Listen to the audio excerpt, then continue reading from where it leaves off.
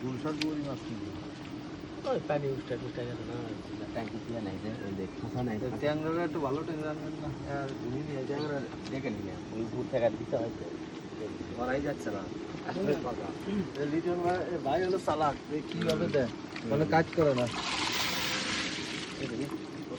অনেকগুলো পড়ছে। 4 KG 700।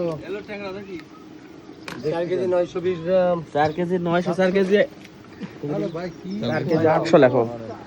4 KG 700 লাগে। 900 250 গ্রাম। আরে কোন 250?